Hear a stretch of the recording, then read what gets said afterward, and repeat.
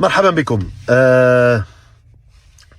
طبيعة الحال جميعنا كنا نتمنى الاحتفال بالنقاط الثلاث، الخروج بانتصار مهم للغاية، لكن قدر الله ما شاء فعل. تعادل أمام منتخب مالي في مباراة صعبة. هكذا ستكون كل مباريات كأس إفريقيا. من الصعب أن يسمع لك الجمهور في الوقت الحالي، خصوصا بعد التعادل، بعد دقائق، بعد ساعات قليلة فقط من نهاية المباراة.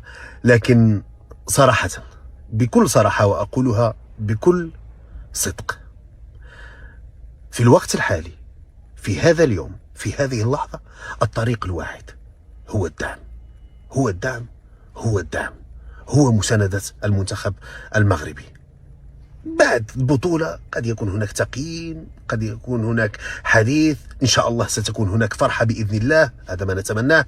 لكن في هذه اللحظة، رغم أنه صعب عليك أن تقتنع بهذا الكلام في هذه اللحظة، أقول لكم والله الآن لحظة الدعم، لحظة مساندة المنتخب، ولحظة التركيز في المباراة المقبلة أمام زامبيا. شكرا جزيلا، كثر الله خيركم على الاستقبال الجميل في هذه المدينة الرائعة، هي عاصمتنا الرباط، وكثر الله خيركم ألف مرة كل واحد. بارك الله فيكم. جواب شقين، أنا أتفق مع الشق الثاني ولا أتفق مع الشق الأول. أننا نكون الأفضل، أنا أقول لا، لم نكن الأفضل. نعم. كانت المباراة صحيح. متكافئة. يعني المنتخب المالي قدم مباراة جيدة جدا، يعني تليق بالسمعة التي نعرفها عن الكرة المالية، وتليق أيضا بالصعود المتواطئ للكرة الإماراتية، لا عفوا المالية في المشهد الكروي الإفريقي. هذا أول شيء. ثاني شيء أن الأفضلية هي تترجم على فرص التهديف وعلى أيضا الأهداف. أتفق معه في الجزئية الثانية أن هذه المباراة جاءت بهذه الإشكالات في توقيت جيد جدا، لأنك لما تلعب مباراة ثانية وتصطدم مع منتخب مالي بهكذا شكل، أنت تتعلم وتعرف على أن المستوى العالي يفرض منك أكثر تركيز وأكثر جرأة في العملية الهجومية. من حق عوض. كأن عكس ما ذكرته فتحي وبدر، وكان يعني رد، لأن ذكر سيطرنا وكنا الأفضل وكنا نستحق الفوز، وأن أداءنا إيجابي، وأنتم ذكرتوا السلبيات، وذكرتوا في وليد وكان يلعب ضد المغرب وغيره من الأمور. يعني من يبدأ فيكم؟ لأن الكلام اتهام من وليد لفتحي وبدر. لا يتهم فينا، بالعكس، معناها أنا نعتبر أنه هو في الدور نتاعو، ومباشرة بعد المقابلة في دوره يقول سيطرنا وكنا نجم نترشح، ما ترشحناش، اعطيني النتيجة في الأخير. ثم يقول في المقابلة الثالثة يجب أن نتدارك لنبقى في المرتبة الأولى. لو فزت اليوم كنا الأفضل يا فتحي كنا الأفضل، وأنت تقول خلينا نعطي الناس حقهم اللي هو مالي، صح ولا لا؟ ذكرت هو يقول كنا الأفضل وكنا نستحق الفوز. يا بونو بونو بونو بونو، يوه بونو اخويا، عندك فاتت تحت يده، ياه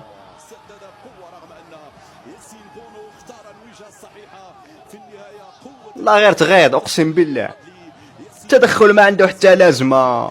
بونو قريب يحكمها، مكتوب البيت هذا خاط، البيت هذا كاتب. ياه سيناريو عيان، ولا غير سيناريو عيان. شو شعره. يا بونو تغير، والله غير تغير، والله غير تغير. يا بونو راح تصدى اخويا علاه. تغير سيناريو عيان. دوك يرجعوا لك اللورا صاحبي، صاي ديازي استعد، ديازي حطها، ليتس جو. 1-0 شريكي في واحد التوقيت توقيت فخ، غدراوهم خاوتي الدقيقة 49 قبل نهاية الشوط الأول بزوج ثواني. يا سلام، أسوأ سيناريو يصرى المالي صاحب. هكاك الشوط الثاني يدخلوا يكملوا عليهم، يفنشوهم كما يقولوا. ليتس جو مليحة. ولا أنه يعني ضربة جزاء، يعني كون جيت أنا حاكم ما نحسبهاش، ولكن بصحتك يا دياز، بصحتك. وش قالت؟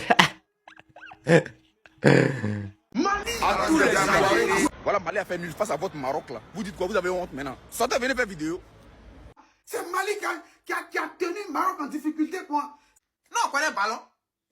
Moi, pas Mali. Mali, c'est ça, nous, nos petits. Nous, là, c'est nos petits. Voilà, Mali a fait nul face à votre Maroc, là. Vous dites quoi? Vous avez honte maintenant. Sortez, venez faire vidéo. C'est Mali qui a tenu Maroc en difficulté, quoi. Non, on connaît le ballon.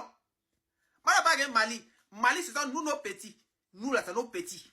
C'est plus les lions de l'Atlas, c'est les lions de l'Alsace, voilà. Des Alsaciens sur le terrain, des bouffeurs de choucroute, voilà que c'est grave. Les lions de l'Atlas, les chèvres de l'Atlas, voilà que des chèvres, la vie de ma mère. Les joueurs marocains, les arlequins, ils étaient en mode avion, voilà. Nuls, ils étaient nuls, voilà. Une équipe de coiffeurs, et c'est la vérité. Des putains de fermiers, nul le Maroc, c'était Bangkok, et c'est la vérité. Vous avez pas honte, il y a tout un peuple derrière vous. Pour les Marocains, aujourd'hui c'était l'Aïd. Wallah, c'était le jour de l'Aïd. Ils se sont tous fait beaux, parfum, costume, et à la fin, pour finir quoi? Pour finir comme des... Wallah, ils finissent, les lions d'Atlas, les lions boivent la tasse, ils ont bu la tasse, les lions, voilà. Les fions, il faut dire la vérité. Mais c'est toujours à cause, c'est toujours les plus nuls qui mouillent le plus le niveau. Amrabat, wallah, c'était Amrabat.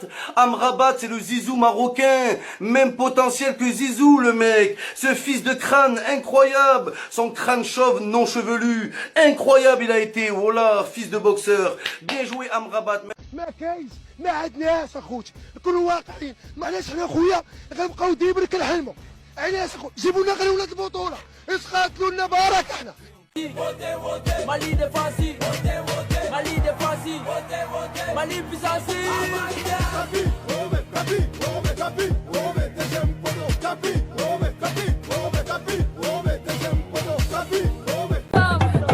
اليوم الماتش كان قاصح، ضيعوا فرص بزاف، هما لعبوا دفاع، المهم ما خسرناش وديما مغرب.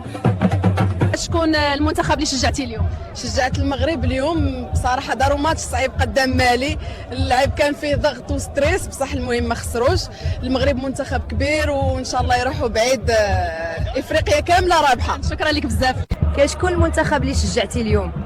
اليوم كنت مع المغرب لان اللعب هذا يتشجع. المنتخب المغربي دخل وما خلاش الماتش يروح منه، اللعب كان على الاعصاب وتضيع الوقت، بصح المغرب عرف كيفاش يكمل الماتش بعقليه كبيره. هذا منتخب يفرح اي محب لكره القدم، وان شاء الله. المنتخب اللي كنت تشجع اليوم؟ كنت نشجع المغرب لان اليوم بان معدن المنتخب. الماتش ما كانش سهل وكان فيه احتكاك وضغط، بصح اللعابه عرفوا كيفاش يسيروا اللقاء بذكاء. هذا منتخب منظم وعنده شخصيه كبيره، واي واحد يفهم كره يعرف باللي المغرب دائما حاضر في واحد اللي تقاتل اليوم هو نايف، المباراه كان فيها ستريس واللعابه ديالهم تيضيعوا الوقت بزاف، كنت معصبه والله. شوف بصراحه المنتخب المغربي غير نافخ فيه الاعلام بزاف، ما كيستحقش يكون منافس حقيقي لكاس افريقيا. اللعب باين عليه غير استعراض، ما كاين حتى روح قتاليه. الجمهور ديالهم فرحان بزاف، ولكن في الميدان ما كاينش اللي يقدر يرفعوا المستوى. يعني برايك كل هذه النتائج مجرد ضجه اعلاميه؟ بالضبط، كيصافقوا على بعض التمريره وصافي.